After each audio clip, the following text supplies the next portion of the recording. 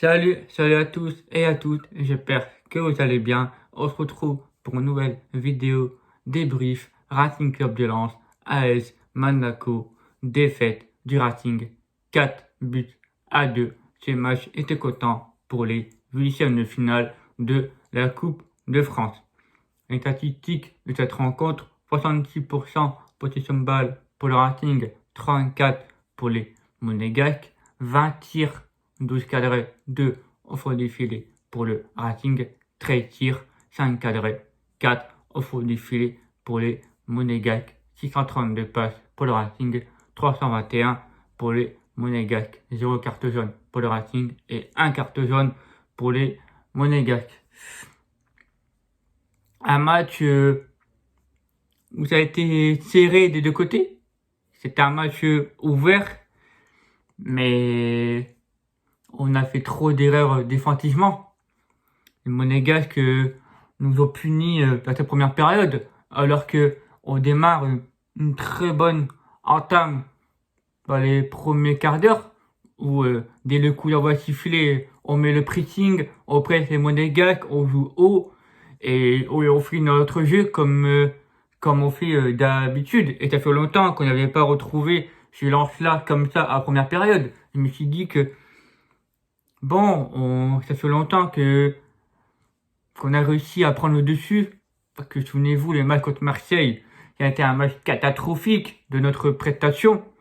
Et là, direct, une entame frappe de Seko Fofana, une frappe sèche.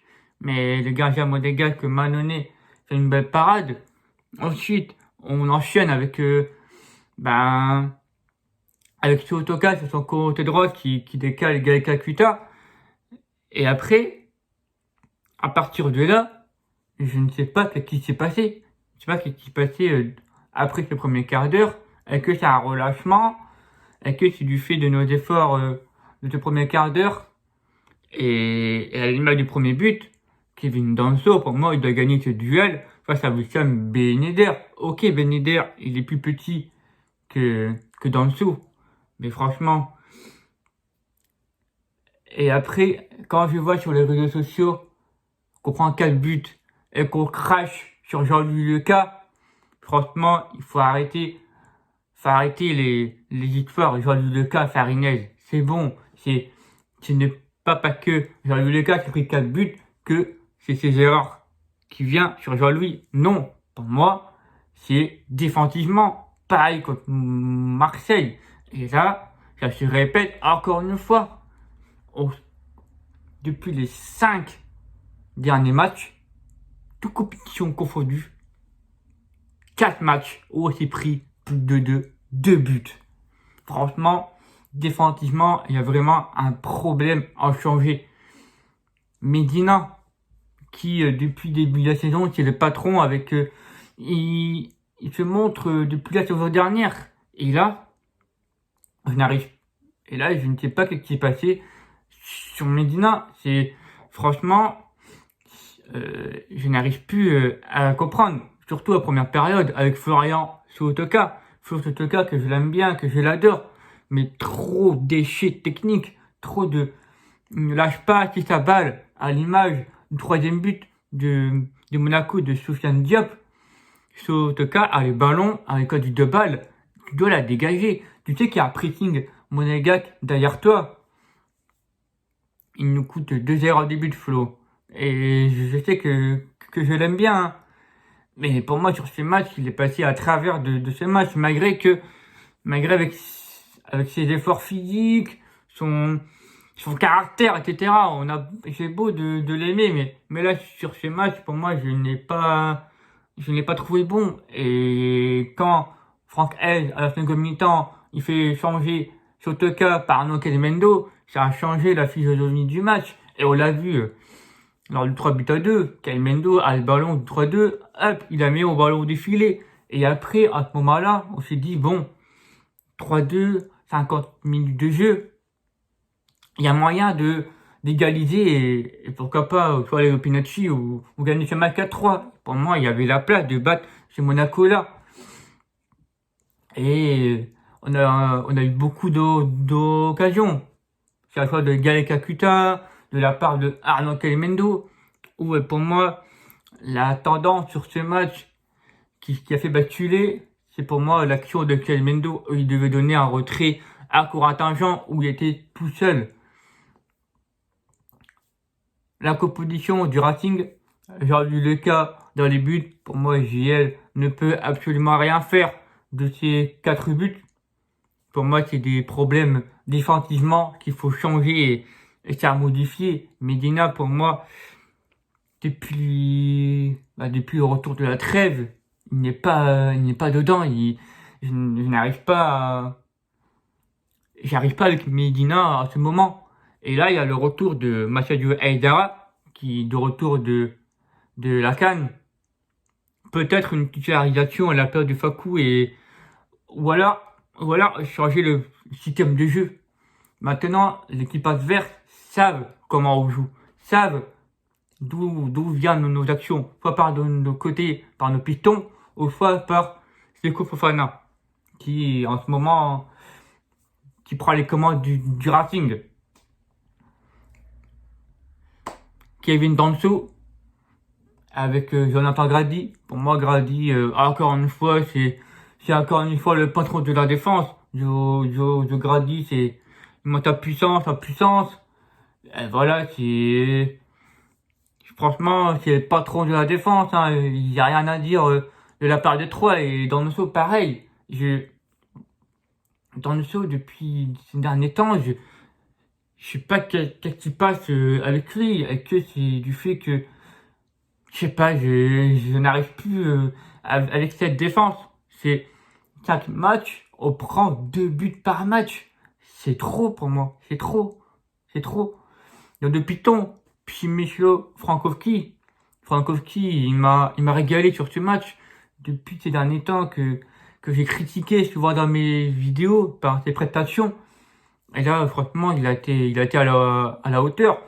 Par ses qualités techniques, que ce soit dans ses dribbles, dans ses enchaînements de frappe. Il a beaucoup essayé. Franchement, un très beau match de Frankowski. Pareil pour Jonathan Klaus, pour son côté droit, avec Grady, qui des fois, quand Joe il monte, Grady a tendance toujours à couper les trajectoires de l'attaquant adverse. Nos 2 milieux de terrain, Seko Fofana, pour moi, il a encore fait un très gros match par de sa première mi-temps et essayer de manipuler les milieux de terrain lensoise. Chet Doucouré, il a récupéré énormément beaucoup de ballons.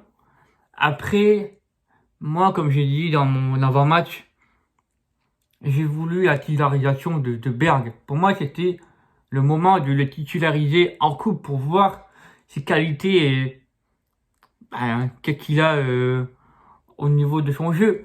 Et pour moi, il faut qu'on change de système de jeu. Le 3-4-3, pour moi, il faut arrêter. Pour moi, il faut qu'on joue avec un numéro 10.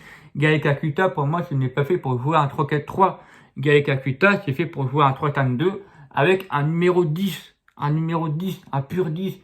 On l'a vu quand il a fait rentrer Pereira d'Acosta. D'Acosta, il n'a pas joué en 3-4-3. Il a joué avec un numéro 10.